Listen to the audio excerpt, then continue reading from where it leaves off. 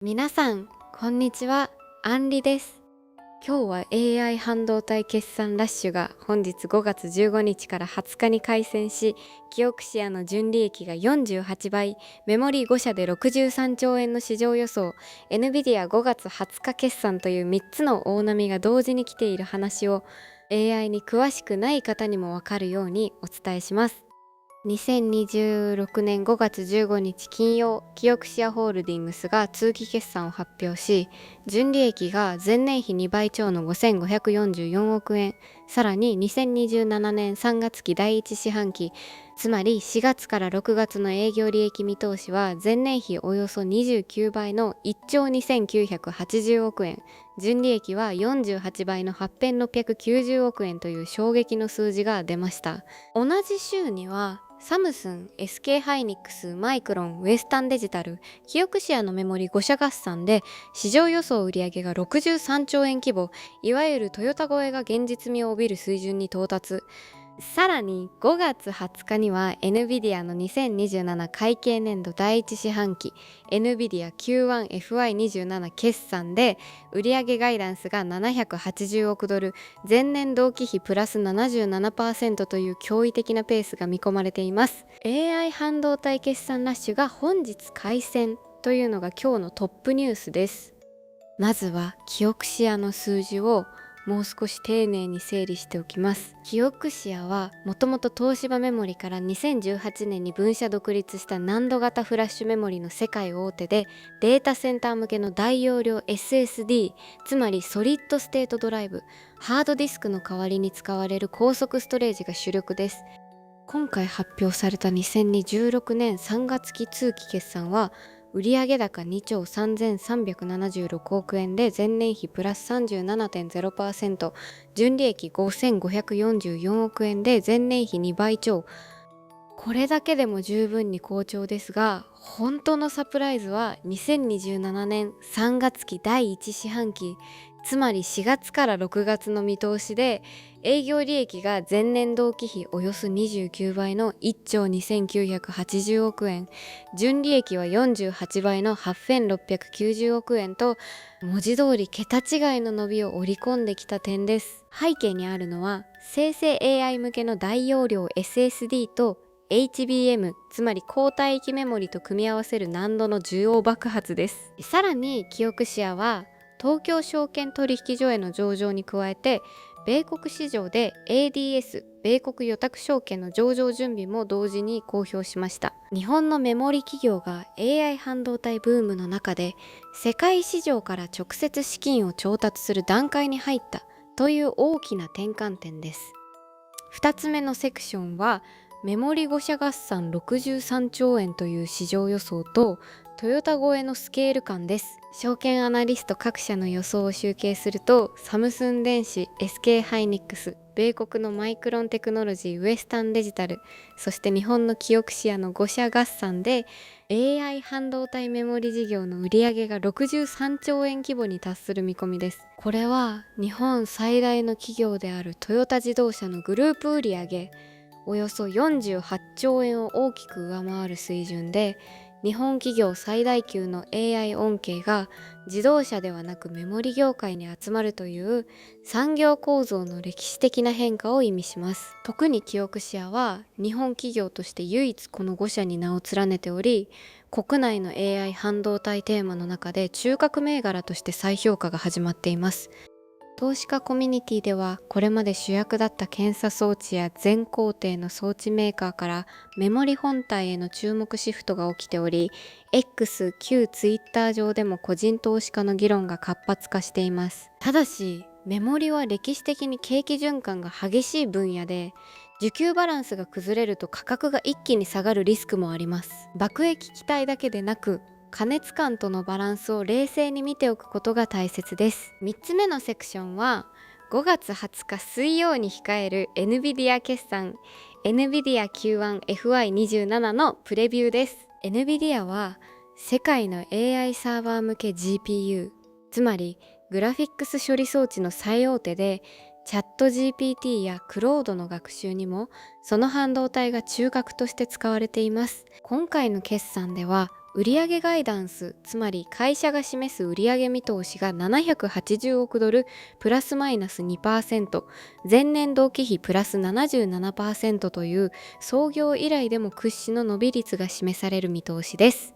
注目ポイントは3つあります。1つ目は最新世代 AI 半導体ブラックウェルの出荷ペースで米国の大手クラウド事業者に向けた供給がフル回転しているかどうかです。2つ目は次世代プラットフォームベラルビンの開発進捗で2026年後半から2027年にかけての成長エンジンになります。3つ目はマイクロソフト、アマゾンウェブサービスズ、Google、メタといった大手顧客が表明している合計400億ドル超の AI 投資ポートフォリオが今後の受注として実際にどこまで積み上がるかです。決算の結果は NVIDIA 一社の業績にとどまらず、世界の AI 半導体相場全体の方向性を決めるため、本日からの週は毎日マーケットが反応する展開になりそうです。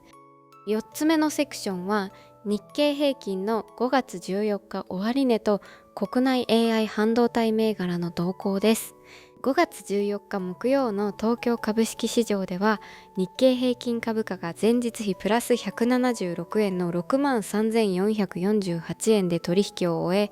え、 AI 半導体株が指数を主導しました。 NT 倍率、つまり日経平均をトピックス東証株価指数で割った値は 16.38 まで上昇し、これは大型ハイテク株への資金集中を示す水準です。個別では住友電機工業がいわゆる10兆円クラブ、時価総額10兆円規模に到達し、フジクラ、古川電機工業と並ぶ AI シフト3社の競争が一段と熱を帯びてきました。 AI 半導体テーマの主役は半導体検査のアドバンテスト、製造装置の東京エレクトロン、ディスコ、レーザーテック、スクルイヌホールディングス、素材の信越化学工業、そして富士通、NEC といった国内勢が並びます。さらに国策プロジェクトとしてはラピダスと富士通が共同でネド新エネルギー産業技術総合開発機構から631.5 億円の助成を受け、次世代 AI 半導体の国産化に踏み込む計画も発表されています。日本の株式市場にとって AI 半導体は完全に主役級のテーマになりました。5つ目のセクションは米中チップ規制の余波、 H200 の中国向け承認、そして AWS の2000億ドル AI 投資です。5月13日から14日にかけて米国商務省は中国大手10社、アリババ、バイトダンス、テンセント、JD.com などに対し NVIDIA H200、つまり全世代の最上位 AI 半導体の輸出ライセンスを承認しました。背景にはトランプ大統領と XI 国家主席によるいわゆる北京会談後の米中休戦シグナルがあると見られています。これに対し AI 研究者の I'mAILL さんは X 上で DeepSeek V4 に H200 が組み合わさることでミソス級、つまり最先端級の AI 開発が中国で加速する、年内に米国勢に追いつく可能性があると警鐘を鳴らしました。一方、米国側もアクセルを踏み続けており、 AWS、Amazon Web サービスは2000億ドル規模の AI 関連設備投資を発表。内訳としてオープン AI 向けに500億ドル、アンソロピック向けに250億ドル以上が含まれると X 投資家ストックサビシェイさんが発信しています。さらに AI 半導体スタートアップのセレブラスは時価総額1000億ドル規模での新規株式公開、 IPO の準備に入りました。米中の半導体戦線は規制と緩和、投資と上場が同時に進むカオスな局面に入っています。